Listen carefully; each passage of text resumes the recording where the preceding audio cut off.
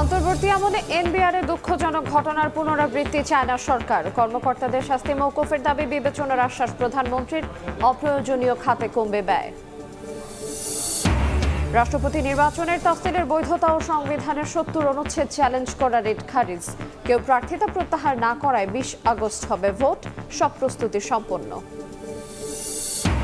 বাংলাদেশে বিনিয়োগে আগ্রহী ভারতীয় ব্যবসায়ীরা বাণিজ্য বাড়লে লাভবান হবে দুই দেশই। প্রতিনিধি দলের সঙ্গে বৈঠকের পর মন্ত্রী আলাদা টাস্কফোর্স করার প্রস্তাব। নারীদের জন্য চালু হলো পিঙ্ক বাস, চালক হেলপারও মহিলা। ঢাকা চট্টগ্রাম বগুড়ায়ও মিলবে সেবা। ঢাকা চট্টগ্রাম মহাসড়কে এআই ক্যামেরায় নজরদারি, বন্ধ হবে চাঁদাবাজি। এবং ৫ আগস্টের পর কারাগার থেকে পলাতক আসামের মধ্যে এখনো পলাতক ৬০০-র বেশি, জানালেন কারা মহাপরিদর্শক। এবার নাম পরিবর্তন হচ্ছে বাংলাদেশ জেইলের।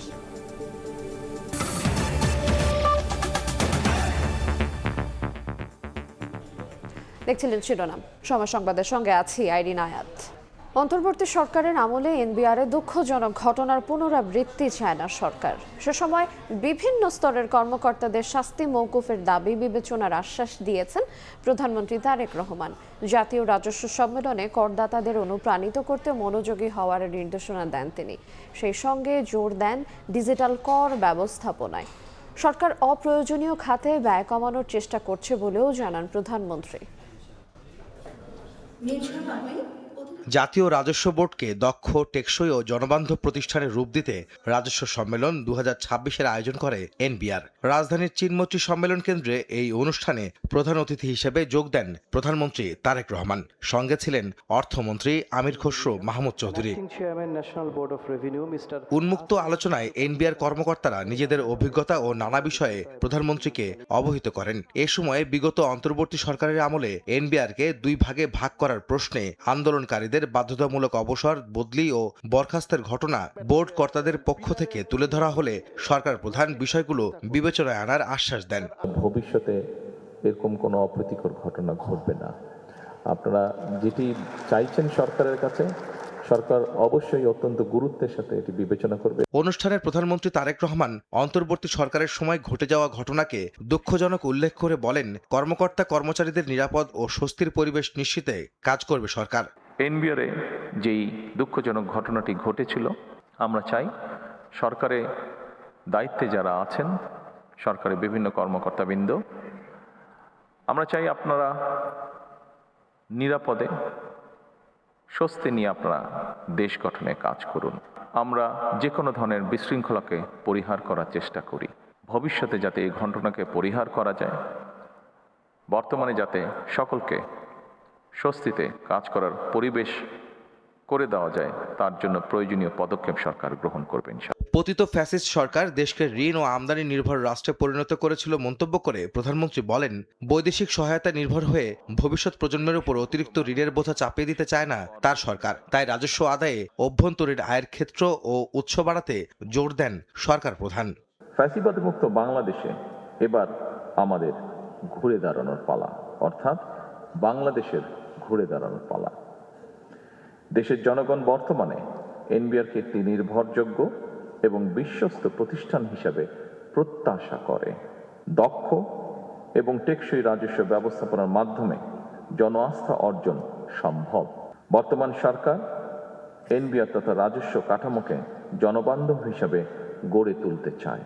অপ্রয়োজনীয় খাতে ব্যয় কমাতে বর্তমান সরকার চেষ্টা করছে বলে জানান প্রধানমন্ত্রী। বলেন, সাধারণ মানুষ যেন স্বেচ্ছায় কর প্রদানে স্বাচ্ছন্দ্য বোধ করে, তাই কর আদায় পদ্ধতি সহজ এবং দুর্নীতি ও হয়রানিমুক্ত হওয়া প্রয়োজন। কর ব্যবস্থাপনা কিংবা কর আদায় পদ্ধতি সহজ এবং দুর্নীতি ও হয়রানিমুক্ত হওয়া প্রয়োজন, যাতে মানুষ স্বেচ্ছাপ্রণীত হয়ে কর আদায় স্বাচ্ছন্দ্য বোধ করেন। একই করদাতাদের ওপর বারবার করের বোঝা বাড়িয়ে রাজস্ব বৃদ্ধির নীতি খুব সম্ভবত টেকসই পদ্ধতি নয়, বরং কর প্রদানে সক্ষম ব্যক্তিদেরকে শনাক্ত করে তাদেরকে যথাযথ নিয়মে করের আওতায় আনার ব্যবস্থা করার কার্যক্রম উদ্যোগ গ্রহণ করা বোধহয় অত্যন্ত প্রয়োজন। রাষ্ট্র ক্ষমতায় আসার পর হতে ৬ মাসে এনবিআর এর রাজস্ব আহরণের পরিমাণ ইতিবাচক ছিল বলেও জানান প্রধানমন্ত্রী তারেক রহমান। পরে জাতীয় রাজস্ব বোর্ডের বিভিন্ন স্টল পরিদর্শন করেন সরকার প্রধান। আহমেদ সালেহীন, সময় সংবাদ, ঢাকা। নিবন্ধিত 1,30,000 চা শ্রমিককে রেইনকোট দেবে সরকার। প্রাথমিকভাবে 20,000 রেইনকোট দিলেন প্রধানমন্ত্রী তারেক রহমান। দুপুরে সচিবালয়ে 10 শ্রমিকের হাতে রেইনকোট তুলে দেন প্রধানমন্ত্রী। সরকার প্রধানের কাছে রেইনকোট পেয়ে কৃতজ্ঞতা জানান শ্রমিকরা। আগামী 2 দিনের মধ্যে সিলেট, মৌলভীবাজার ও হবিগঞ্জে রেইনকোট পৌঁছে দেওয়া হবে বলেও জানান সমাজ কল্যাণ মন্ত্রী। বলেন, সম্প্রতি প্রধানমন্ত্রীর মৌলভীবাজার সফরে বিভিন্ন কর্মসূচিতে বৃষ্টির মধ্যেই চা শ্রমিকরা অংশগ্রহণ করেন। সে সময় বৃষ্টিতে চা পাতা উত্তোলনে কষ্ট লাঘবে মৌলভীবাজারে রেইনকোট দেওয়ার পরিকল্পনা করেন সরকার প্রধান।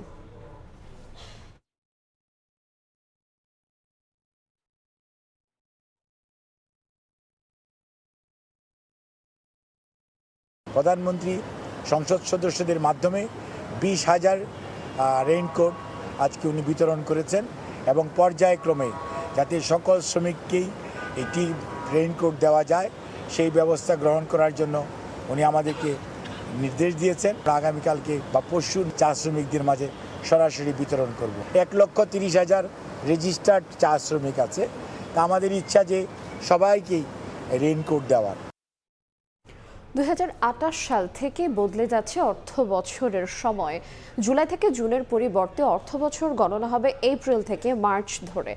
অর্থনীতিবিদদের অনেকে মনে করেন এতে বর্ষার আগেই অবকাঠামো উন্নয়ন কার্যক্রম সম্পন্ন করা সম্ভব হবে, ফলে কমানো যাবে দীর্ঘসূত্রতা, জনদুর্ভোগ। যদিও বিদ্যমান নানা দুর্বলতা, অনিয়ম কাটাতে না পারলে গুণগত পরিবর্তন আসবে কতটা তা নিয়ে সংশয় বিশ্লেষকদের। ফারুক ভূঁইয়া রবিনের রিপোর্টে বিস্তারিত। আবহমান বাংলার কৃষি ব্যবস্থা, চাষাবাদ, রাজস্ব বা খাজনা আদায় বিবেচনায় মোঘল আমলে সম্রাট আকবর চালু করেছিলেন বাংলা পঞ্জিকা। মধ্য এপ্রিলে চালু হওয়া বাংলা সন এখনো প্রাসঙ্গিক গ্রামীণ বাংলায়, ব্যবসা বাণিজ্যে কিংবা কৃষিকাজে। যদিও জাতীয় অর্থনীতিতে অর্থ বছরের হিসাব ভিন্ন। জুলাই থেকে জুনকে ধরেই চলে আসছে আর্থিক কার্যক্রম। এবার অর্থ বছরের সেই সময় পরিবর্তনের সিদ্ধান্ত নিল সরকার। বর্ষা মৌসুমে উন্নয়ন কাজ দীর্ঘায়িত ও গুণগত মান নষ্ট হয়, এই বিবেচনায় 2028 সাল থেকে অর্থ বছর এগিয়ে আনা হচ্ছে 2 মাস।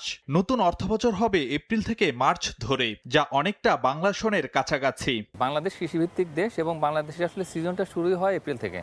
তার কারণ আমাদের বাংলা মাসটা কিন্তু বৈশাখ, যেটা এপ্রিলে। জুলাই মাসে তো অর্থ বছর শুরু হয়, কিন্তু সঙ্গে সঙ্গে আবার প্রাকৃতিক দুর্যোগগুলো শুরু হয়ে যায়, যার ফলে এই এডিপির ইমপ্লিমেন্টেশন, তো এগুলো যে বিভিন্ন রকমের যে অবকাঠামোগত উন্নয়ন, তো রাস্তাঘাট নির্মাণ, তো এগুলো কিন্তু আবার নষ্ট হয়ে যায়। এই কারণে অর্থের অপচয় হয়। সুতরাং এই যে বার্ষিক উন্নয়ন কর্মসূচি বাস্তবায়নের স্বার্থে এবং সেটা প্রকল্পের গুণগত মানের উন্নয়নে আমি মনে করি যে এই যে এপ্রিল মাস থেকে যে অর্থ বছর শুরু করার সিদ্ধান্ত নিয়েছে সরকার, সেটা ইতিবাচক হবে।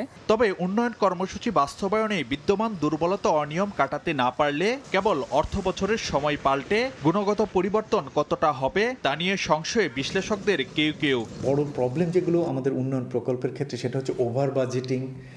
প্রচুর পরিমাণে এখানে দুর্নীতির সমস্যা রয়েছে, প্রকিউরমেন্ট প্রসেসের মধ্যে দুর্বলতা রয়েছে, প্রকল্পের দীর্ঘসূত্রিতা। তার কোনোটিই কিন্তু জুলাই থেকে এপ্রিলে আনার জন্য পরিবর্তন হবার কোনো কারণ নেই, যদি না সেগুলোর জন্য গুণগত অন্যান্য রকমের উদ্যোগ না নেওয়া হয়। অর্থ বছরের এই সময় বদলাতে সংবিধান সংশোধন সহ পরিবর্তন আনতে হবে বেশ কিছু আইন ও আর্থিক ব্যবস্থাপনায় যুক্ত বিভিন্ন পদ্ধতিতে।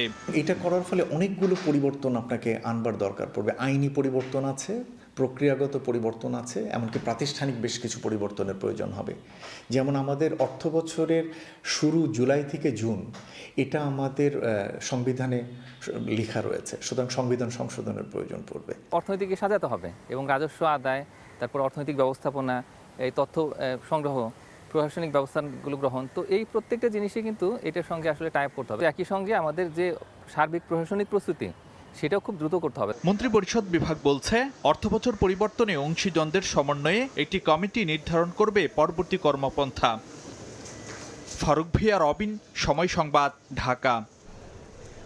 কেউ প্রার্থিতা প্রত্যাহার না করায় 20 আগস্ট হবে রাষ্ট্রপতি নির্বাচন। সব প্রস্তুতি সম্পন্ন করেছে নির্বাচন কমিশন, এ কথা জানিয়েছে ইসি সচিব আখতার আহমেদ। এদিকে সংবিধানের 70 অনুচ্ছেদ এবং রাষ্ট্রপতি নির্বাচনের তফসিলের বৈধতা চ্যালেঞ্জ করে দায়ের করা রিট খারিজ করে দিয়েছেন হাইকোর্ট। রাষ্ট্রপতি নির্বাচনের মনোনয়নপত্র প্রত্যাহারের দিন ছিল মঙ্গলবার। বেঁধে দেওয়া সময়ের মধ্যে দুই প্রার্থীর কেউই মনোনয়নপত্র প্রত্যাহার না করায় ভোটের মাঠে থাকছেন বিএনপি মনোনীত প্রার্থী মির্জা ফখরুল ইসলাম আলমগীর এবং জামায়াত জোটের প্রার্থী অলি আহমদ। ব্রিফিংয়ে ইসি সচিব জানান, রাষ্ট্রপতি নির্বাচনের সব ধরনের প্রস্তুতি গ্রহণ করেছে ইসি। আমরা ব্যালট পেপারটা অধিবেশন কক্ষে, সংসদ অধিবেশন কক্ষেই আমরা ভলান্টিয়ার্সরা যারা আছি, আমরা বলছি আপনার নির্বাচন সহায়ক কর্মকর্তা, যেখানে আমি নিজেও একজন, সেখানে আমরা নিজেরাই হ্যান্ড ক্যারি করে মাননীয় সংসদ সদস্যের কাছে পৌঁছে দেব। ভোট গণনা শেষে সংসদ সচিবালয় কক্ষে ফলাফল ঘোষণা করা হবে বলেও জানান ইসি সচিব। ভোট গ্রহণের পরে তো প্রাথমিক ফলাফলটা তো ওখানেই দিয়ে আসবেন। এরপরে এসে আমাদের আনুষ্ঠানিকতাটা যে গেজেট তৈরি করতে হবে, গেজেটটা পাবলিশ করতে হবে। এদিকে রাষ্ট্রপতি নির্বাচনের তফসিলের বৈধতা এবং সংবিধানের ৭০ অনুচ্ছেদ চ্যালেঞ্জ করে দায়ের করা রিট আবেদন খারিজ করে দেয় হাইকোর্ট। মঙ্গলবার দুপুরে বিচারপতি খিরিজ আহমেদ চৌধুরী ও বিচারপতি AFM সাইফুল করিমের সমন্বয়ে গঠিত হাইকোর্ট বেঞ্চ শুনানি শেষে এ আদেশ দেন।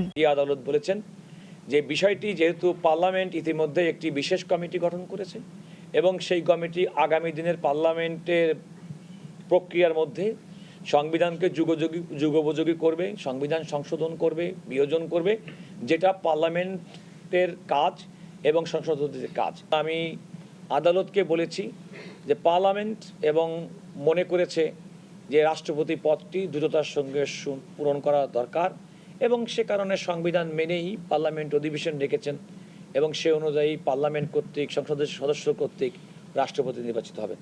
তো সেক্ষেত্রে এই পিটিশনার কিংবা আবেদনকারী জনাব ইউনূসুল আকন্দর সংক্ষুব্ধ হওয়ার কোনো কারণ নেই। সংবিধানের ৭০ অনুচ্ছেদকে সংবিধানের মূল কাঠামোর সঙ্গে সাংঘর্ষিক এবং ২০ আগস্ট অনুষ্ঠিত হতে যাওয়া রাষ্ট্রপতি নির্বাচনের তফসিল স্থগিতের আবেদন জানানো হয়েছিল। কাউসারা চৌধুরী কুমু, সময় সংবাদ, ঢাকা। নির্বাচনী প্রতিশ্রুতি বাস্তবায়নের সরকারকে বিএনপির পক্ষ থেকে সব ধরনের সহযোগিতা করা হবে। জনগণের সঙ্গে সরকারের সেতু নির্মাণে বিএনপি কাজ করে যাচ্ছে। শহীদ রাষ্ট্রপতি জিয়াউর রহমান ও সাবেক প্রধানমন্ত্রী বেগম জিয়ার সমাধিতে শ্রদ্ধা নিবেদন করে এই কথা বলেন দলটির স্থায়ী কমিটির নতুন সদস্যরা। মঙ্গলবার সকালে শহীদ রাষ্ট্রপতি জিয়াউর রহমান ও সাবেক প্রধানমন্ত্রী বেগম খালেদা জিয়ার সমাধিতে শ্রদ্ধা নিবেদন করেন বিএনপির নবনির্বাচিত স্থায়ী কমিটির সদস্যরা। পরে গণমাধ্যমে কথা বলেন দলটির স্থায়ী নতুন সদস্যরা। এ সময় আমানুল্লাহ আমান বলেন, জনগণের সঙ্গে সরকারের সেতু নির্মাণে বিএনপি কাজ করে যাচ্ছে। সরকারের সাথে জনগণের ব্রিজ নির্মাণ করব। আমরা জনগণকে নিয়ে এই দলকে, এই সরকারকে সহযোগিতার মধ্য দিয়ে, নিষ্ঠার সাথে কর্মকাণ্ড পরিচালনার মধ্য দিয়ে আমরা কাজ করে যাব। বিএনপির স্থায়ী কমিটির সদস্য রুহুল কবির রিজভী বলেন, নির্বাচনী প্রতিশ্রুতি বাস্তবায়নে সরকারকে বিএনপির পক্ষ থেকে সব ধরনের সহযোগিতা করা হবে। তারেক রহমানের প্রদর্শিত যে নীতি, সেই নীতির বাস্তবায়নের জন্য এবং সরকার যে গৃহীত যে পদক্ষেপগুলো নিয়েছেন, সেটা যাতে দ্রুতগতিতে আরও ত্বরান্বিত হয়, বাস্তবায়ন হয়, এই জন্য দলের নেতাকর্মীদেরকে আমরা উদ্বুদ্ধ করা, তাদেরকে কাজে লাগানোর জন্য আমরা চেষ্টা করব। বৈদেশিক নীতির ক্ষেত্রে সমমর্যাদার ভিত্তিতে সরকারের নীতি আন্তর্জাতিক অঙ্গনে বাংলাদেশের সমমর্যাদা নিশ্চিত করেছে বলে মন্তব্য করেন স্থায়ী কমিটির নবনির্বাচিত সদস্যরা। মানিক মোহাম্মদ ওমর, সময় সংবাদ, ঢাকা। বাংলাদেশে বিনিয়োগে আগ্রহী ভারতীয় ব্যবসায়ীরা। বাণিজ্য বাড়লে লাভবান হবে দুই দেশেই। দুপুরে সচিবালয়ে কনফেডারেশন অব ইন্ডিয়ান ইন্ডাস্ট্রিজ প্রতিনিধি দলের সঙ্গে বৈঠক শেষে এ কথা জানান বাণিজ্যমন্ত্রী খন্দকার আব্দুল মুক্তাদির। স্থলবন্দরের কার্যক্রম মসৃণ হলে আমদানি রফতানির খরচ কমবে জানিয়ে বাণিজ্যমন্ত্রী বলেন, এই জন্য টাস্ক ফোর্স গঠনের কথা বলেছেন দুই দেশের ব্যবসায়ীরা। যোগাযোগ সহজ হলে ও জ্বালানি নির্ভরযোগ্য অবস্থায় থাকলে জীবনযাত্রার ব্যয় কমবে বলে মনে করেন মন্ত্রী। জানান, একটি ভাসমান এলএনজি টার্মিনাল নির্মাণের অনুমোদন দিয়েছে সরকার, আরেকটি অনুমোদন দেওয়া হতে পারে।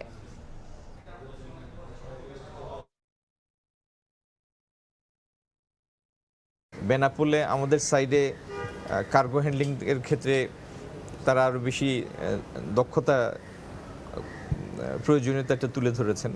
আগামী দিনে $1 ট্রিলিয়ন ইকোনমিতে যেতে চাই, তো অবকাঠামো তো দরকার, অবকাঠামোর পিছনে বিনিয়োগ দরকার। তো সেই বিনিয়োগের জন্য যদি ইন্ডিয়ান বিনিয়োগকারীরা আগ্রহী হন আর সেটা যদি আমাদের জন্য ফলদায়ক হয়, তাহলে সেই সহযোগিতা তো হতেই পারে। জ্বালানি সংকট দীর্ঘদিনের পুঞ্জীভূত সমস্যা, তাই অহেতুক সরকারের উপর দায় চাপানো ঠিক হবে না বলে মন্তব্য করেছেন প্রধানমন্ত্রীর তথ্য উপদেষ্টা ডাক্তার জাহিদুর রহমান। দুপুরে ময়মনসিংহে মতবিনিময় সভায় এ কথা বলেন উপদেষ্টা। বিরোধী দলকে অযৌক্তিকভাবে রাজপথে কর্মসূচি দিয়ে জনদুর্ভোগ না বাড়িয়ে সংসদে গিয়ে সরকারের ভুল ত্রুটি ও নিজেদের পরিকল্পনা তুলে ধরার আহ্বান জানান তিনি। যুক্তি নির্ভর সমালোচনা ও গ্রহণযোগ্য প্রস্তাবই গণতান্ত্রিক ব্যবস্থায় বেশি কার্যকর বলে মনে করেন উপদেষ্টা। দীর্ঘমেয়াদী একটা সংকটের ফল আমাদের উপরে এসে পড়েছে এবং এটা খুব র্যাডিক্যাল ইমপ্রুভমেন্ট সহজ না। অন্যের পাপের জন্য মানুষের কষ্ট হচ্ছে, সেটার দায় না নিয়ে অন্তত কষ্টটাকে স্বীকার করে মাননীয় প্রধানমন্ত্রী সরি বলছেন। প্রত্যেকটা দলের একটা ক্রেডিবিলিটির প্রয়োজন আছে, যুক্তি দিয়ে দেখা কোথায় কোথায় সরকারের দোষ আছে, এবং মাননীয় প্রধানমন্ত্রী চেয়েছেন যে আপনারা ক্রেডিবল সাজেশন দেন আমাদেরকে। ঢাকা, চট্টগ্রাম ও বগুড়ায় যাত্রা শুরু করলো মহিলা বাস সার্ভিস। প্রাথমিকভাবে রাজধানীতে 10টি বাস নিয়ে যাত্রা শুরু করলো এই সার্ভিস। বাস চালানোর জন্য 15 জন নারীকে প্রশিক্ষণ দেওয়া হয়েছে। কর্মজীবী নারীদের যাত্রা সহজ ও নিরাপদ করতেই সরকারের এই উদ্যোগ বলে জানিয়েছেন সড়ক পরিবহন ও সেতুমন্ত্রী। কর্মব্যস্ত নগরী রাজধানী ঢাকায় চলাচল করেন প্রায় 10 লাখ কর্মজীবী নারী। গণপরিবহনে ওঠানামায় রীতিমতো যুদ্ধ করতে হয় তাদের। কখনো ঘন্টার পর ঘন্টা অপেক্ষার পরও মেলে না কাঙ্ক্ষিত গন্তব্যের বাস। কর্মজীবী নারীদের নিরাপদ ও স্বাচ্ছন্দ্যময় যাতায়াত নিশ্চিতে নির্বাচনী ইস্তেহারে আলাদা মহিলা বাস সার্ভিস চালুর ঘোষণা দেয় বিএনপি। এরই ধারাবাহিকতায় মঙ্গলবার সকালে রাজধানীর তেজগাঁও বিআরটিসি বাস ডিপোতে উদ্বোধন করা হয় নারীদের জন্য আলাদা মহিলা বাস সার্ভিস। প্রাথমিকভাবে রাজধানীতে 10টি বাস নিয়ে যাত্রা শুরু করলো এই সার্ভিস। বাস চালানোর জন্য 15 জন নারীকে প্রশিক্ষণ দেওয়া হয়েছে। আমি একজন নারী হয়ে আরো 5-10টা নারীকে 100টা নারীকে আমি বাসে করে তাদের যাত্রা করে নিয়ে দেবো তাদের গন্তব্যস্থলে। এটা আমার কাছে অনেক গর্বের একটা বিষয়। প্রশিক্ষণ দিয়ে আমাদেরকে সফলভাবে আমরা উত্তীর্ণ হয়ে আমরা এখানে আসি। সরকারের উদ্যোগকে স্বাগত জানান নারী যাত্রীরাও। এর আগেও রাজধানীতে নারীদের জন্য আলাদা বাস সার্ভিস চালু করা হলেও তা বন্ধ হয়ে গেছে অল্প দিনের মধ্যে। এই নারী যাত্রীরা বলছেন এই সার্ভিস যাতে চালু থাকে, দীর্ঘস্থায়ী হয় এবং প্রয়োজন মতো সব রুটেই যেন চালানো হয় নতুন এই পিঙ্ক বাস। যাতায়াত সহজ ও নিরাপদ করার পাশাপাশি সার্ভিস স্থায়ী করতে নিয়মিত তদারকির তাগিদ তাদের। মেয়েদের জন্য যে আলাদা করে বাস দেওয়া হয়েছে এটা খুবই একটা ভালো উদ্যোগ। মেয়েরা অনেক সেফলি যেতে পারবে। বন্ধ হবে এটা তো আমরা আসলে ভাবছি না। আমরা আশা রাখি যে বাসের সংখ্যা আরও বাড়ানো হবে, কারণ এখন কর্মজীবী নারী স্টুডেন্টের সংখ্যা কিন্তু অনেক বেশি। এটা আমাদের জন্য খুবই একটা আনন্দের বিষয়, কারণ আমাদের মেয়েদের জন্য এটা অন্তত সেফটি। উদ্বোধনী অনুষ্ঠানে সার্ভিস টেকসই করতে কর্মকর্তাদের নির্দেশ দেন সড়ক পরিবহন মন্ত্রী। এছাড়া পরিবহন খাতে শৃঙ্খলা ফেরাতে অল্প সময়ের মধ্যে সরকার 200টি ইলেকট্রিক বাস কিনবে বলেও জানান তিনি। নারীদের জন্য রাষ্ট্রীয় অর্থনীতি, রাষ্ট্রীয় ব্যবস্থাপনায় একটা নিরাপদ স্বস্তির যাতায়াত নিশ্চিত করতে চাই। উদ্যোগটা সময় উপযোগী এবং প্রয়োজনীয়, কিন্তু এটাকে ধরে রাখা, টেকসই রাখা, সমৃদ্ধ করা, প্রসারিত করা সেটা চ্যালেঞ্জ, কিন্তু সেই চ্যালেঞ্জ নেওয়ার জন্য এই মন্ত্রণালয় প্রস্তুত আছে। রাজধানী ছাড়াও চট্টগ্রাম ও বগুড়ায় চালু হয়েছে পিঙ্ক বাস সার্ভিস। চট্টগ্রামে কালুরঘাট কাপ্তাই রুটে ভাড়া নির্ধারণ করা হয়েছে 10 টাকা। বগুড়ায় শেরপুর, মাটিডালি ও মোকামতলা বনানী রুটে চলবে এই সার্ভিস। নাজমুস মুস্তালেহি, সময় সংবাদ। এবার এআই প্রযুক্তির আওতায় ঢাকা চট্টগ্রাম মহাসড়ক 1427টি এআই ক্যামেরায় নজরদারিতে মহাসড়কে চাঁদাবাজি বন্ধ হবে বলে জানিয়েছেন স্বরাষ্ট্রমন্ত্রী। নারায়ণগঞ্জের মেঘনা ঘাটে এই কার্যক্রমের উদ্বোধন করে মন্ত্রী আরও বলেন, পর্যায়ক্রমে দেশের সব মহাসড়কেই বসবে এআই প্রযুক্তির নজরদারি। ঢাকা চট্টগ্রাম মহাসড়কে চুরি ছিনতাই রোধ এবং যানবাহনের শৃঙ্খলা জোরদার করতে শুরু হলো নতুন এক যাত্রার। 1427টি এআই ক্যামেরার মাধ্যমে নজরদারি করা হবে মহাসড়কে। মঙ্গলবার দুপুরে নারায়ণগঞ্জের মেঘনা ঘাট এলাকায় আনুষ্ঠানিকভাবে এই কার্যক্রমের উদ্বোধন করেন স্বরাষ্ট্রমন্ত্রী সালাহ উদ্দিন আহমদ। আর এর মাধ্যমে রাজধানীর পর ঢাকা চট্টগ্রাম মহাসড়কেও কৃত্রিম বুদ্ধিমত্তা প্রযুক্তি নির্ভর মামলার প্রক্রিয়া শুরু করল পুলিশ। মন্ত্রী জানান, পর্যায়ক্রমে দেশের সবগুলো মহাসড়ক এআই প্রযুক্তির আওতায় আনা হবে। এর মাধ্যমে সড়ক মহাসড়কে শৃঙ্খলা ফিরবে এবং মানুষের মধ্যে সচেতনতা বাড়বে বলেও আশা প্রকাশ করেন তিনি। যেখানে সাইন সিগন্যাল দেওয়া আছে সেটা অমান্য করলে তার উপরে ফাইন আরোপ করা হবে, অটোমেটিক্যালি এটা বিআরটি এর কাছে চলে যাবে। আশা করি এই উদ্যোগের ফলে আমাদের একটা যুগান্তকারী পরিবর্তন সড়ক শৃঙ্খলার মধ্যে আসবে। নারায়ণগঞ্জের সাইনবোর্ড থেকে চট্টগ্রামের সিটি গেট পর্যন্ত 250 কিলোমিটার মহাসড়কের গুরুত্বপূর্ণ স্থানগুলোতে স্থাপন করা হয়েছে 1427টি এআই ক্যামেরা। সময় সংবাদ, নারায়ণগঞ্জ। প্রায় 2 দশক পর ঢাকা আরিচা মহাসড়কের আমিনবাজার হেমায়েতপুর অংশে দীর্ঘদিনের ময়লার ভাগাড় অপসারণ করে সৌন্দর্য বর্ধনের কাজ প্রায় শেষ পর্যায়ে। প্রধানমন্ত্রী বৃক্ষরোপণ কর্মসূচির মাধ্যমে এই সড়ক উদ্বোধন করবেন বলে জানিয়েছেন স্থানীয় সরকার প্রতিমন্ত্রী। প্রায় 2 দশকেরও বেশি সময় ধরে জমে থাকা ময়লার ভাগাড়ে স্বস্তির দেখা মিলছে সাভার আমিনবাজার হেমায়েতপুর মহাসড়কের চলাচলকারী যাত্রী ও পথচারীদের মাঝে। মঙ্গলবার সকালে স্থানীয় সরকার প্রতিমন্ত্রী মীর শাহে আলম ও ঢাকা জেলা প্রশাসক ফরিদা খানম সরজমিনে মহাসড়কের পরিচ্ছন্নতা ও সৌন্দর্যবর্ধন কার্যক্রম পরিদর্শন করেন। শিগগিরই প্রধানমন্ত্রী তারেক রহমান আনুষ্ঠানিকভাবে বৃক্ষরোপণের মাধ্যমে সৌন্দর্যবর্ধিত এ সড়ক উদ্বোধন করবেন বলে জানান প্রতিমন্ত্রী। জেলা প্রশাসকের সাহসী উদ্যোগের কারণে আজকে দীর্ঘ 25 বছরের এই দুর্গন্ধমুক্ত জায়গাকে একটা পরিবেশের মধ্যে আমরা নিয়ে আসতে সক্ষম হয়েছি। আমরা চেষ্টা করলে একটা সুন্দর কিছু করতে পারি, এটা দেখানোর জন্য ওনাকে আমরা আরেকদিন নিয়ে আসব এবং এই এলাকায় এসে ওনার হাতে আমরা একটা গাছের চারা রোপণ করাবো এবং জায়গাটি পরিদর্শন করাবো। এরই মধ্যে ময়লার ভাগাড়ে নির্দিষ্ট স্থানে বালি ও মাটি ফেলে জমি প্রস্তুত করা হয়েছে। রোপণ করা হয়েছে নারিকেল, সুপারি ও নিম সহ বিভিন্ন গাছের চারা। মাটি ধরে রাখতে বিশেষ ধরনের ঘাস লাগানোর পাশাপাশি অনুমোদিত বর্জ্য ফেলা বন্ধে মজবুত নেটের বেড়া লাগানো হয়েছে। ল্যান্ডফিল ব্যবস্থাপনাকে আধুনিকায়ন ও নির্ধারিত ল্যান্ডফিলের বাইরে মহাসড়কে কেউ ময়লা ফেললে তার বিরুদ্ধে কঠোর ব্যবস্থা নেওয়ার কথা জানান জেলা প্রশাসক ফরিদা খানম। মাননীয় প্রধানমন্ত্রী যখন এসেছিলেন তখন কিন্তু এখানে ময়লা স্তূপ ছিল, মানুষজন যাতায়াত করতে পারতো না, নাক ধরে রাখতো। এখন কিন্তু সেই চিত্র বদলেছে। স্থানীয় সরকারের কার্যক্রম আরো এক্সপেডাইট করবার জন্য আমরা এই সাভার পৌরসভাকে আরো বর্ধিত আকারে করতে চাই। এদিকে সরকারের এমন উদ্যোগকে সাধুবাদ জানিয়েছেন স্থানীয়রা। যেখানে ময়লার ভাগাড়টি ছিল সেটি পরিষ্কার করে মাটি ভরাট করে বৃক্ষরোপণ করেছি। সরকার একটা উদ্যোগ নিয়ে ময়লার ভাগাড়টা সরাইয়া মাটি ফালাইয়া মনে করে যে নানান রকমের গাছ লাগাইতেছে। এটাতে আমরা অনেক খুশি, আমরা সরকারকে ধন্যবাদ জানাই, সাধুবাদ জানাই। দীর্ঘদিনের ময়লার ভাগাড় ও দুর্গন্ধের কারণে আমিনবাজার হেমায়েতপুর মহাসড়কের এই অংশটি ছিল যাত্রী ও স্থানীয়দের জন্য চরম দুর্ভোগের কারণ। সমন্বিত পরিচ্ছন্নতা, সবুজায়ন ও সৌন্দর্য বর্ধনের উদ্যোগ বাস্তবায়িত হলে গুরুত্বপূর্ণ এই মহাসড়কটি পরিচ্ছন্ন, দৃষ্টিনন্দন ও পরিবেশ বান্ধব সড়কে রূপ নেবে বলে আশা সংশ্লিষ্টদের। সময় সংবাদ, সাভার। সময় সংবাদে আরো থাকছে। একদিনের সড়কে ঝরল 10 প্রাণ। ট্রাকের ধাক্কায় বাস খাদে পড়ে গোপালগঞ্জে নিহত 3, আহত 25। চাঁপাইনবাবগঞ্জে 2 জন সহ আলাদা দুর্ঘটনায় আরো 5 জনের মৃত্যু।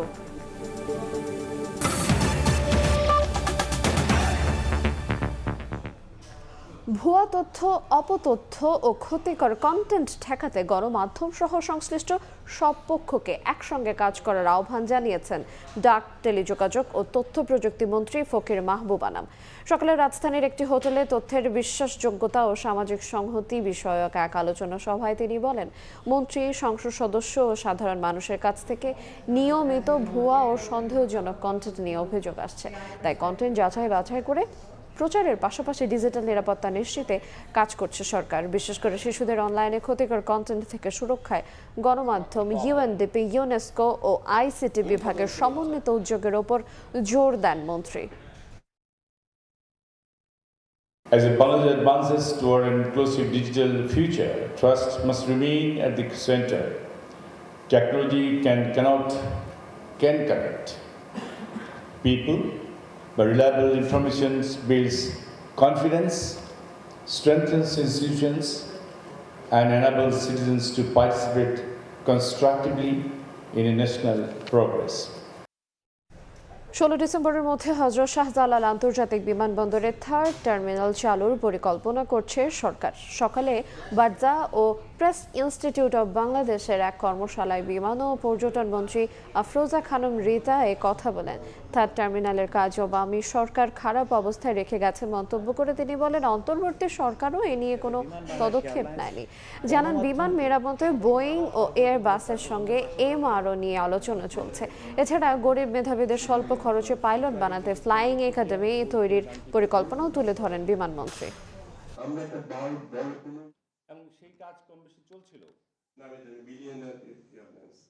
থার্ড টার্মিনালটাও কিন্তু এই বিগত গভর্নমেন্টই কিন্তু এটাকে একদম খুব খারাপ অবস্থা রেখে গেছে। এমনকি ইন্টারিম গভর্নমেন্ট পর্যন্ত কোনো কাজ করে তারা তো ওটা ক্যান্সেলই করে গেছে। এটাকে নিয়ে আমরা আবার সেটাকে রিভাইভ করে আবার নিয়ে আসি যে না, আমরা থার্ড টার্মিনালটাকে চালু করতে চাচ্ছি। আমাদের টার্গেট, মাননীয় প্রধানমন্ত্রীও চাচ্ছেন যে 16 ডিসেম্বরে ওটা আমরা ওপেন করার জন্য। 24-এর গণ অভ্যুত্থানের সময় দেশের 5 কারাগারে হামলা, ভাঙচুর ও বিদ্রোহের ঘটনায় পালিয়ে যায় 2247 বন্দী, যাদের মধ্যে বেশিরভাগ গ্রেফতার হলেও 600-র বেশি এখনও পলাতক। সকালে ব্রিফিংয়ে এই তথ্য জানান কারা মহাপরিদর্শক। এছাড়া বাংলাদেশ জেলের নাম পরিবর্তন করে কাস্টোডিয়াল অ্যান্ড কারেকশন সার্ভিস হচ্ছে বলেও জানান তিনি।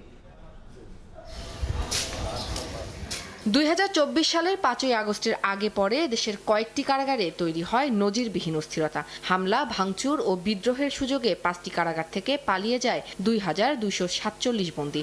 লুট হয় বিপুল সংখ্যক গুলি ও আগ্নেয়াস্ত্র।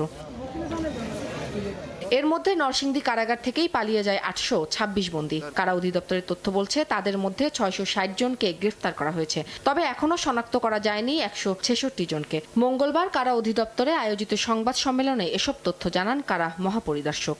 2200-র অধিক বন্দী পালিয়ে গিয়েছিল। এই মুহূর্তে আমাদের সংখ্যাটা যদি বলে 600-র কিছু অধিক বন্দী এখনো পলাতক রয়েছে। তার মধ্যে 600-র মধ্যে আমরা 166 জনের আইডেন্টিটি ওই সময় জানেন আপনার নরসিংদীতে পুরো ভস্মীভূত করার কারণে আমাদের সার্ভার এবং ডাটা করার কারণে 166 জনের আইডেন্টিটি আমরা আসলে রিট্রিভ করতে পারি, যারা নরসিংদী থেকে পালিয়ে গিয়েছিল। কারাগারে বন্দী, কার্যক্রম নিষিদ্ধ আওয়ামী লীগ নেতানেত্রীদের ফোনে কথা বলা এবং বিশেষ সুবিধা পাওয়ার অভিযোগ প্রসঙ্গে কারা মহাপরিদর্শক বলেন, কোনো বন্দীকেই আলাদা করে সুবিধা দেয়া হচ্ছে না।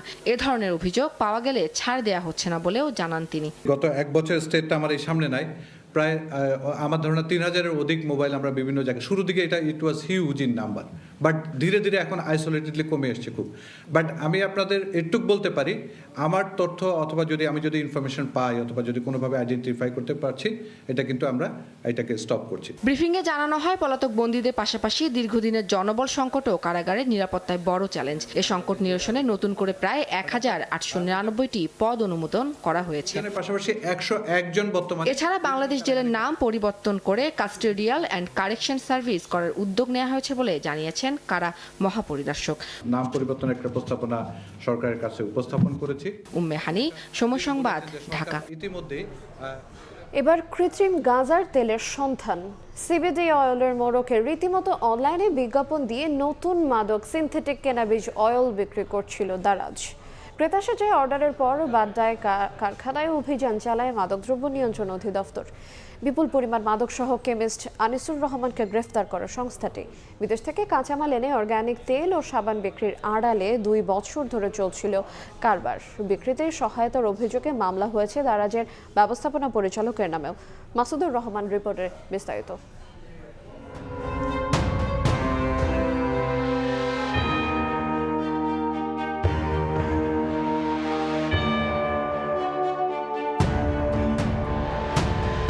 সিবিডি অয়েলের মোড়কে রীতিমতো অনলাইনে বিজ্ঞাপন দিয়ে বিক্রি হচ্ছে নতুন মাদক সিনথেটিক ক্যানাবিস অয়েল বা কৃত্রিম গাঁজার তেল। এমন গোয়েন্দা তথ্যে সাইবার পেট্রোলিং শুরু করে মাদকদ্রব্য নিয়ন্ত্রণ অধিদপ্তরের গোয়েন্দা দল।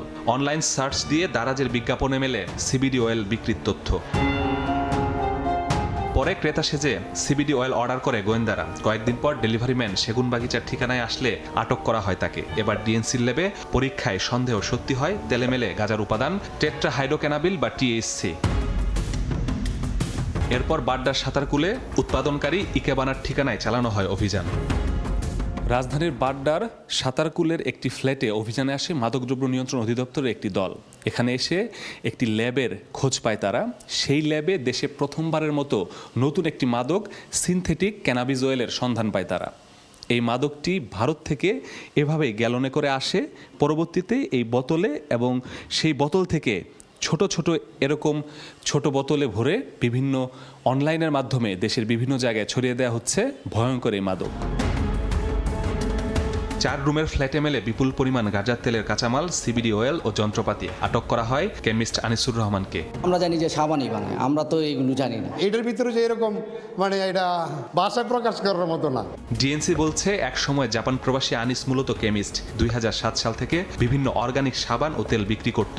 2 বছর ধরে ভারত থেকে গাঁজার তেলের কাঁচামাল এনে এর সঙ্গে সুগন্ধি মিশিয়ে বোতলজাত করে বিক্রি করে আসছিল। প্রকাশ্যে এটা বিক্রি করতো অনলাইনে। কনভারসেশনগুলো আমরা আমাদের নজরদারি আওতায় নিয়ে আসি, গোয়েন্দা নজরদারির মাধ্যমে আসলে আমরা তাদেরকে গ্রেপ্তার করি এবং সে আমাদেরকে প্রাথমিকভাবে জানিয়েছে যে দেশের বাইরে থেকে সেই ম্যাটেরিয়ালটা আসলে নিয়ে এসেছে। তদন্তের মাধ্যমে আরও বিস্তারিত জানতে পারবো যে আসলে এর সাথে আরও কোনো সিন্ডিকেট বা আরও কোনো বড় নেটওয়ার্ক আছে কিনা।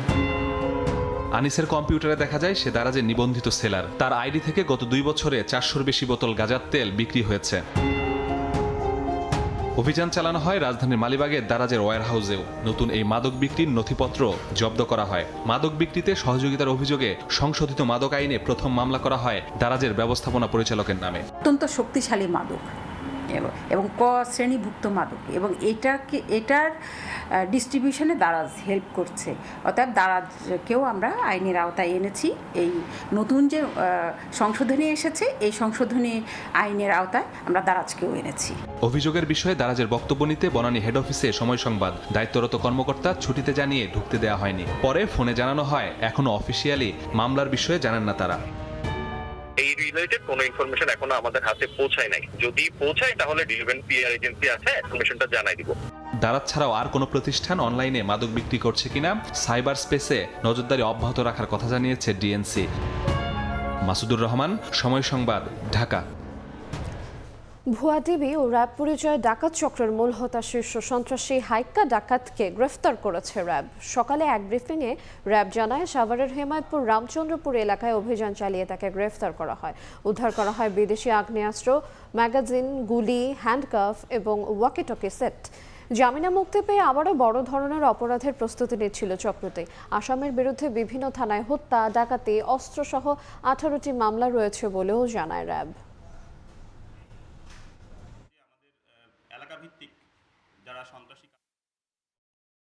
সাভার মডেল থানাধীন হেমায়তপুরের রামচন্দ্রপুর এলাকায় অভিযান পরিচালনা করে অস্ত্রধারী শীর্ষ সন্ত্রাসী ও ডাকাত দলের প্রধান মোহাম্মদ আব্দুল হাকিম জোমাদ্দার ওরফে হাইক্কা ডাকাতকে গ্রেফতার করেন। উক্ত সংঘবদ্ধ চক্রটি দেশের বিভিন্ন জেলাতে ভুয়া ডিবি, পুলিশ বা র্যাবের পরিচয়ে ডাকাতি ও ছিনতাই করে আসছিল।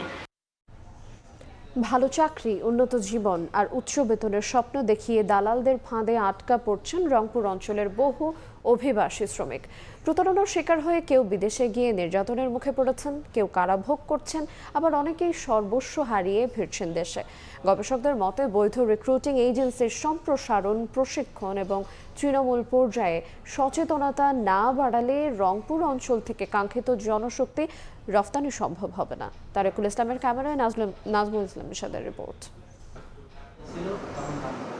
উন্নত জীবনের স্বপ্ন নিয়ে সৌদি আরবে পাড়ি জমিয়েছিলেন জুলাই আন্দোলনের সম্মুখ সারির এই তরুণ। বিদেশে যাওয়ার জন্য সরকারের আর্থিক সহায়তার 2 লাখ এবং প্রবাসী কল্যাণ ব্যাংক থেকে 3 লাখ টাকা ঋণও নিয়েছিলেন, কিন্তু দালালের প্রতারণার ফাঁদে পড়ে হারান সবকিছু।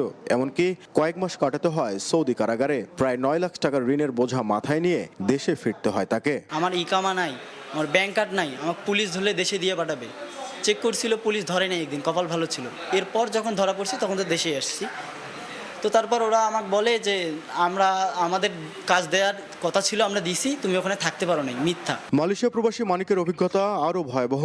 বাবু নামে এক দালালের সঙ্গে 5 লাখ টাকার চুক্তিতে ট্যুরিস্ট ভিসায় কম্বোডিয়া যান তিনি। সেখানে পৌঁছে ভিসার কথা বলে আদায় করা হয় আরও 1 লাখ টাকা, কিন্তু চাকরি তো দূরের কথা, শুরু হয় মানসিক নির্যাতন। 7 মাস পর 2 লাখ টাকা খরচ করে সাগর পথে ঝুঁকি নিয়ে চলে যান মালয়েশিয়ায়। আমাকে ওই ট্যুরিস্টে নিয়ে এসে লাওসের খালি স্টিকার মেরে দিচ্ছে আমার পাসপোর্টে। স্টিকার মারার পরে লাওসের বর্ডারে যায় কনভার্ট করে দিবি, এটাও করে দেয়। রংপুর কর্মসংস্থান ও জনশক্তি অফিস বলছে, দালালের মাধ্যমে প্রতারণার শিকার হয় এমন অন্তত 15টি করে অভিযোগ প্রতি মাসেই তাদের কাছে জমা পড়ছে।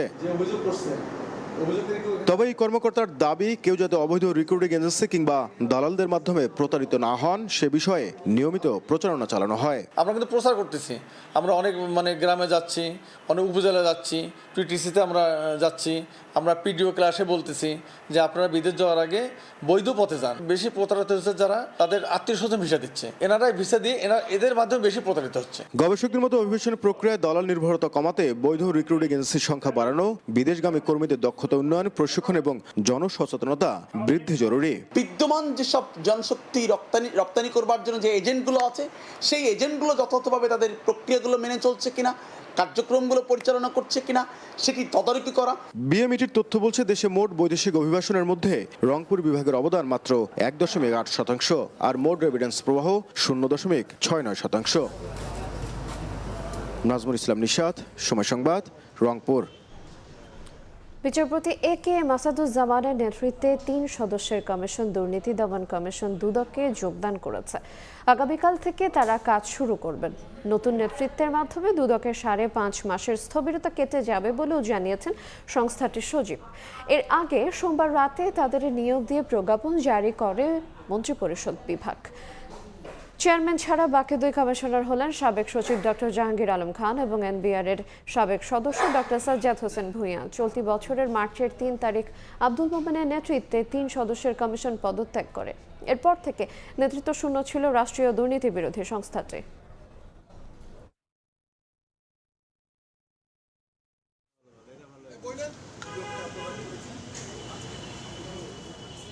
দুদকের দীর্ঘ প্রতীক্ষার অবসান হয়েছে। আমাদের আপনারা জানেন গতকালকে গেজেট হয়েছে, আমাদের এখানে চেয়ারম্যান এবং 2 জন কমিশনারকে সরকার নিয়োগ দিয়েছে।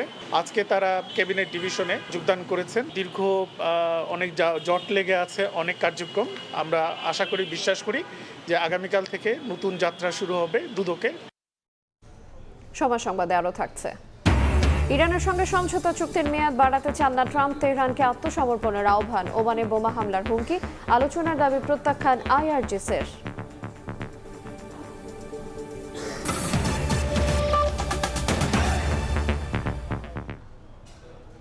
দেশে ক্রীড়া ভিত্তিক বিশ্ববিদ্যালয় তৈরির পরিকল্পনা করছে সরকার। রাজধানীতে সেমিনারে অংশ নিয়ে শিক্ষামন্ত্রী বলেন, শিক্ষার সঙ্গে খেলাধুলার সমন্বয়ে তৈরি হবে ভবিষ্যৎ নেতৃত্ব।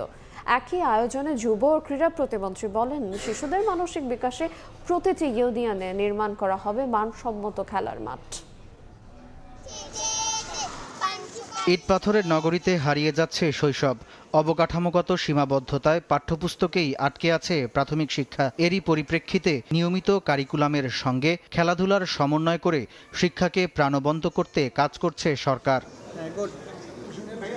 খেলায় খেলায় শিখি তথ্যপুস্তক পর্যালোচনা কর্মশালায় অংশ নিয়ে প্রাথমিক ও গণশিক্ষা প্রতিমন্ত্রী আশা প্রকাশ করেন, প্রাথমিকের উন্নয়নে জবাবদিহিতা নিশ্চিত করা গেলেই বদলে যাবে শিক্ষা ব্যবস্থা। এন্ড অফ দ্য ডে আমাদের সকলের গোল, আমি বিশ্বাস করি, এক, আমাদের শিক্ষার্থীদের সঠিক শিক্ষা লাভ। এবং বহু বছর পর আমাদের দেশ, আমাদের জাতি এমন একটা সরকার ব্যবস্থা পেয়েছে যারা আসলে সঠিকভাবে এই জিনিসগুলো করতে চায়। শিক্ষার্থীদের মানসিক বিকাশে প্রতিটি ইউনিয়নে খেলার মাঠ নির্মাণ করা হবে জানিয়ে যুব ও ক্রীড়া প্রতিমন্ত্রী বলেন, প্রতিভাবান খেলোয়াড় তৈরিতে কাজ করবে বিভাগীয় শহরের বিকেএসপিগুলো। আমাদের 4599টি ইউনিয়নে আমরা একটি করে খেলার মাঠ তৈরি করতে চাই, যে ইউনিয়নে ওই এলাকার ছোট ছোট বাচ্চারা, বড়রা সবাই যাতে খেলাধুলা করে যাতে নিজেদেরকে সুস্থ রাখতে পারে। দেশে ক্রীড়া বিশ্ববিদ্যালয় নির্মাণের পরিকল্পনার কথা উল্লেখ করে শিক্ষামন্ত্রী জানান, শিক্ষার্থীদের নৈতিকতা বৃদ্ধিতে কারিকুলামে আনা হচ্ছে নানা পরিবর্তন। একটি স্পোর্টস ইউনিভার্সিটি ওর করার ডিজায়ার রয়েছে। পূর্বাঞ্চলে করা যায়, আর পূর্বাঞ্চলে এত জায়গা কীভাবে হবে? আবার বললাম না না না, ভালোই হবে। পূর্বাঞ্চলে একটা স্পোর্টস ইউনিভার্সিটি, অনেকগুলো মাঠ থাকলে এখানকার অনেকগুলো কম্পিটিশন সেখানে হবে। শিক্ষকদেরকে আলাদা স্বাতন্ত্রিক পে স্কেল করা, not to compare with others, সেটা কম হোক বেশি হোক। শিক্ষা প্রতিষ্ঠানগুলোতে ধাপে ধাপে ক্রীড়া শিক্ষক নিয়োগ ও অবকাঠামো নির্মাণ প্রক্রিয়া চলমান বলেও জানান বক্তারা। সামদানি প্রত্যয়, সময় সংবাদ, ঢাকা। একদিনে 5 জেলায় সড়কে ঝরল 10 প্রাণ। গোপালগঞ্জে ট্রাকের সঙ্গে মুখোমুখি সংঘর্ষে বাস খাদে পড়ে নিহত হয়েছেন 3 জন, আহত হয়েছেন অন্তত 25। এছাড়া চাঁপাইনবাবগঞ্জে 2 জন সহ আলাদা দুর্ঘটনায় মারা গেছেন আরও 5 জন। এক একটি সড়ক মহাসড়ক যেন মৃত্যুফাত। গোপালগঞ্জে যাত্রীবাহী বাসের সঙ্গে মুখোমুখি সংঘর্ষে দুমড়ে মুচড়ে গেছে ট্রাকের সামনের অংশ।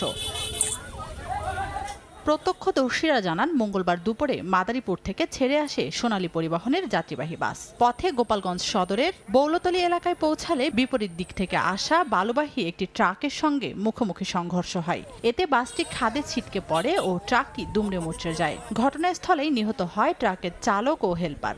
আহত হন বাসের অন্তত 25 যাত্রী। তাদের উদ্ধার করে হাসপাতালে নিলে আরও এক নারীকে মৃত ঘোষণা করেন চিকিৎসক। একটা দুম করে শব্দ হলো, শব্দ হওয়ার পরে কি হলো, শব্দ হওয়ার পরে দেখি চিল্লাচিল্লি হচ্ছে। এসে দেখি যারা যাত্রী ছিল তারা সব কেটে ফেটে সেটে মেটে কেউ মারা গেছে জায়গায় 2 একজন। চাঁপাইনবাবগঞ্জে শ্রমিকের কাজ শেষে মোটরসাইকেলে করে নিজ বাড়ি ফেরার পথে শিবগঞ্জে পৌঁছালে নিয়ন্ত্রণ হারিয়ে মোটরসাইকেলটি নির্মাণাধীন কালভার্টের নিচে পড়ে আহত হন 2 জন।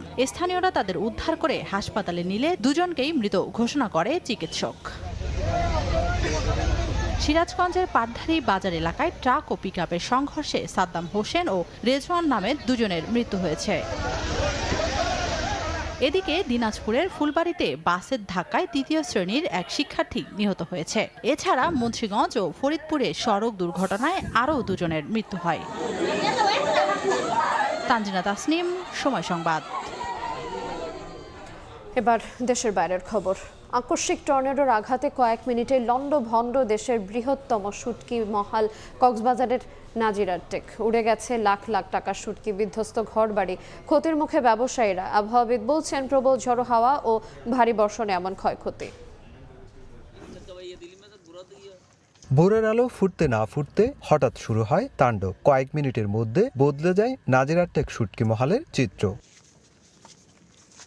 শুকাতে দেয়া লাখ লাখ টাকার শুটকি উড়ে যায় চারদিকে। কোথাও ছিন্ন ভিন্ন মাচা, কোথাও বিধ্বস্ত পাকা স্থাপনা, ঘরবাড়ি ও শুটকির গুদাম। নেই ঘরের ছাউনি, ত্রিপল উড়ে গিয়ে ঝুলে আছে বৈদ্যুতিক তারে।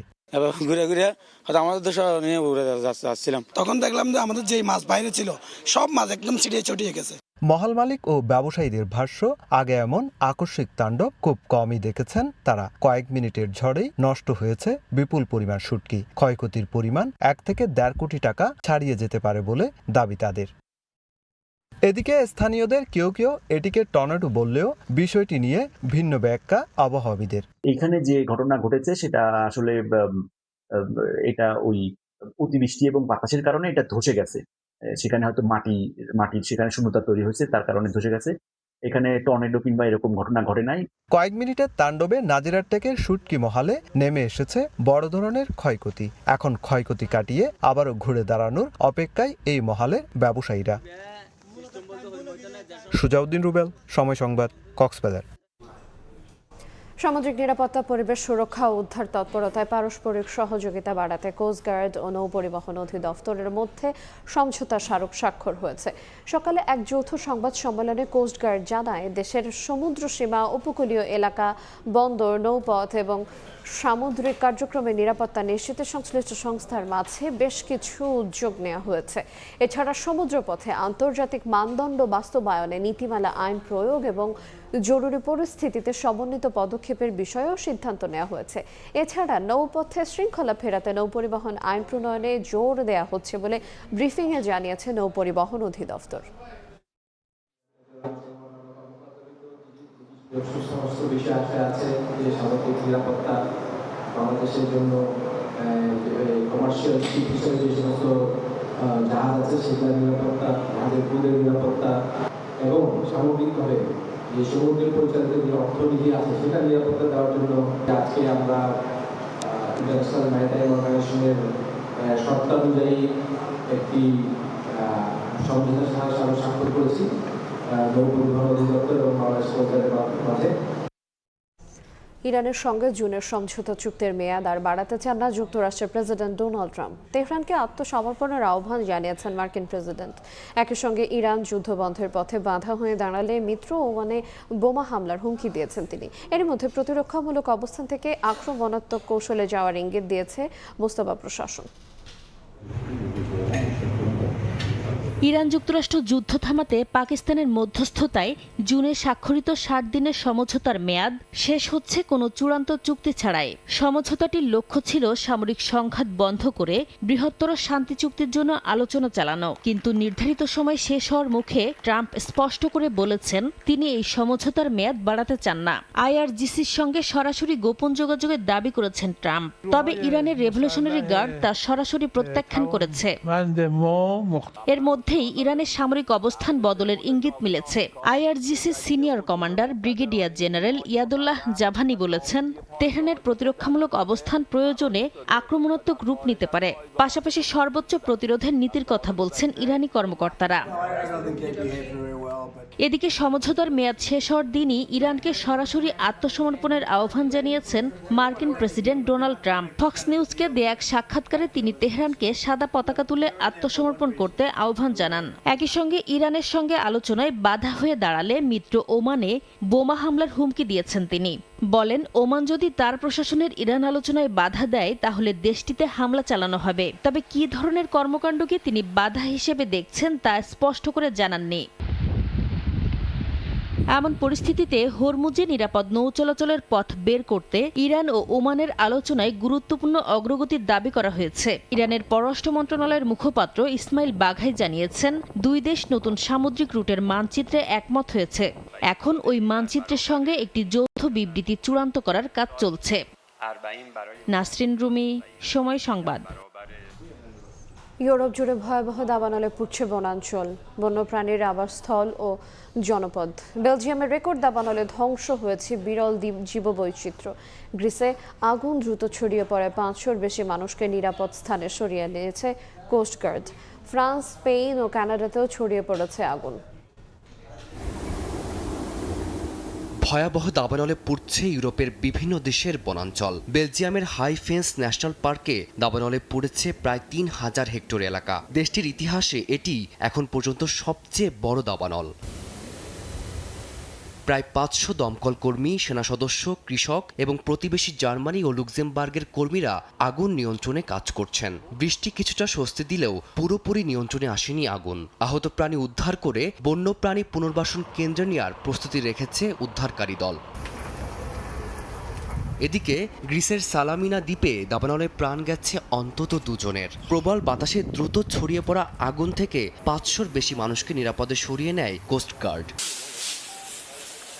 স্পেনের আরাগন অঞ্চলে আগুনে পুড়েছে 70,000 হেক্টরের বেশি এলাকা। আগুন নিয়ন্ত্রণে কাজ করতে গিয়ে মৃত্যু হয়েছে এক স্প্যানিশ সেনা সদস্যের। অন্যদিকে কানাডার ব্রিটিশ কলম্বিয়ায় দ্রুত ছড়িয়ে পড়ছে দাবানল, সরিয়ে নেওয়া হয়েছে অনেককে। ফারদিন মাঝহার, সময় সংবাদ। জয়ের সুখ স্মৃতি নিয়ে ডারউইন ছাড়ল বাংলাদেশ ক্রিকেট দল। তবে দীর্ঘ ভ্রমণ ক্লান্তি কাটাতে ম্যাকাইতে প্রথম দিনে কোনো অনুশীলন রাখেনি টিম ম্যানেজমেন্ট। বিশ্রামের সময় পার করবে নাজমুল শান্তর দল। এদিকে ডারউইনের মতো ম্যাকাইতে টাইগাররা ইতিহাস রচনা করবে বলে প্রত্যাশা প্রবাসী সমর্থকদের। অস্ট্রেলিয়া আসলে একটি দেশ হলেও এখানে আসলে এক শহর থেকে অন্য শহরে পাড়ি দেওয়া যেন অন্য কয়েকটি দেশকে পাড়ি দেওয়ার সমান।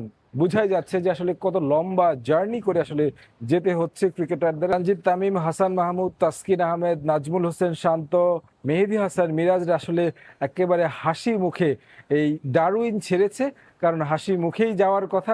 এই ডারউইনে বাংলাদেশ একটা ইতিহাস রচনা করেছে এবং বাংলাদেশের ক্রিকেট হিস্ট্রিতে এই ডারউইন স্মরণীয় হয়ে থাকবে বছরের পর বছর, যুগের পর যুগ। এবং এই ডারউইন বাংলাদেশ দলকে, টেস্ট দলকে একটা অন্যরকম আত্মবিশ্বাস দিবে, উৎসাহ দিবে। পরবর্তী প্রজন্ম যেন এই রকম বড় দলগুলোর বিপক্ষে ভালো খেলতে পারে সেটার একটা উদাহরণ হয়ে থাকবে। টিম পৌঁছানোর পর বিশ্রামেই থাকবেন তারা, কারণ যেহেতু লম্বা একটা জার্নির বিষয় রয়েছে এবং এই জার্নির ধকল কাটিয়ে উঠতে ক্রিকেটাররা নিজেদের মতো করে আসলে সময়টা কাটাবেন। টিম ম্যানেজমেন্ট থেকে আসলে আমরা যেমনটা জেনেছি, তারপর দিন মূলত বাংলাদেশ দল আনুষ্ঠানিকভাবে অনুশীলন করবে মাকাইতে এবং সেখানকার যে কন্ডিশন, উইকেটের ধরন কিংবা ওয়েদার রয়েছে সেই ওয়েদারের সাথে মানিয়ে নেওয়ার কাজটা ক্রিকেটাররা শুরু করবেন। এবং কি মাকাইতে বাংলাদেশ দল এই ডারউইনের স্মৃতিকে সঙ্গী করে ভালো কিছু করবে সেই প্রত্যাশা যেমন ক্রিকেটারদের, প্রত্যাশা কিন্তু প্রবাসী বাংলাদেশি এখানে যারা রয়েছেন এবং বাংলাদেশে যারা রয়েছেন তাদের সবারই। ডারউইন থেকে তারেক হাসান শিমুল, সময় সংবাদ, অস্ট্রেলিয়া। এ পর্যায়ে জানাবো পাখিদের খবর। গাছ জুড়ে পাখির বাসা, ডালে ডালে আনাগোনা। প্রায় 2 যুগ ধরে প্রতি বছরই বংশ বিস্তারের জন্য পঞ্চগড়ের নাজির পাড়ায় ছুটে আসে দেশি বিদেশি নানা প্রজাতির পাখি। স্থানীয়দের ভালোবাসা আর নিরাপদ পরিবেশে কয়েক মাস অবস্থান করে ছানাদের নিয়ে আবার ফিরে যায় আপন আবাসে। সোহাগ হায়দারের রিপোর্টে বিস্তারিত।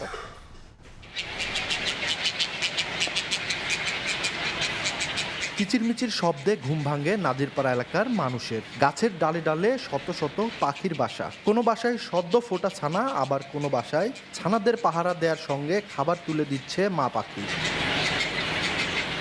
শামুকখোল, বক, পানকৌড়ি, রাতচরা, ঘুঘুসহ নানা প্রজাতির পাখির অবাধ বিচরণে পঞ্চগড়ের বোদা পৌরসভার নাজিরপাড়া এলাকা পরিণত হয়েছে প্রাকৃতিক অভয়ারণ্যে। স্থানীয়রা বলছেন, নিরাপদ আশ্রয়ের খোঁজে প্রতি বছর জুন জুলাই মাসে নাজিরপাড়ার শিক্ষক শহীদ গোলাম কিবরিয়া সেলিমের বাড়িসহ আশপাশের গাছে আসতে শুরু করে পাখির দল। ছানাদের বড় করে প্রায় নভেম্বর ডিসেম্বর পর্যন্ত অবস্থান করে নিজ আবাসে ফিরে যায় তারা। পাখির কিচিরমিচির দেখতে প্রতিদিনই জেলার বিভিন্ন এলাকা থেকে ছুটে আসেন দর্শনার্থীরা। অভয় আশ্রমের মতো এখানে পাখিগুলান নিরাপদে থাকে। 6 মাস থাকে এখানে, বাচ্চা উঠায় আবার এখান থেকে চলে যায়। কাউকে এগুলা পাখি আমরা শিকার করতে দিই না। যে পাখিগুলো এখানে আসে, আমাদের এখানে বাস করতেছে, আমাদের কাছে খুব ভালো লাগতেছে। সকাল বিকাল ডাকে, এই আওয়াজগুলো মানুষের কাছে অনেক ভালো লাগে। এদিকে প্রশাসন বলছে, পাখির নিরাপত্তা স্থানীয়দের নিয়ে জনসচেতনতা বৃদ্ধি করা হচ্ছে। বক জাতীয় যে বড় পাখিগুলো রয়েছে, এরা এখানে বাসা বাঁধে নির্বিঘ্নে। তাদের যে জীবন আচরণের একটি অংশ, সেটি যেন এখানে কাটাতে পারে। আমরা উপজেলা প্রশাসনের পক্ষ থেকেও এই পাখিগুলোকে সংরক্ষণ করার জন্য যে বৃক্ষগুলো রয়েছে, সেই বৃক্ষগুলো না কাটার জন্য বাসিন্দাদের অনুরোধ জানিয়েছি।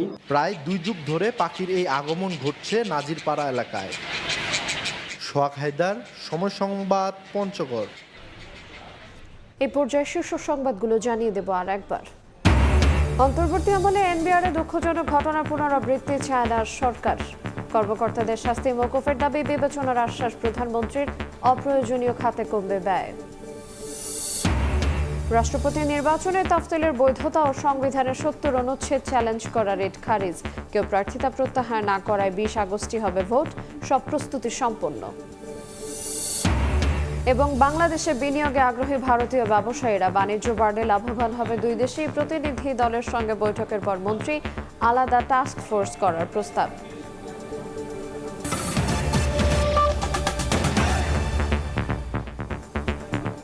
এই ছিল 5টার সময় সংবাদ। এরপর বাংলা সময় নিয়ে আসছে কিছুক্ষণ পর। সঙ্গে থাকুন সময়ের।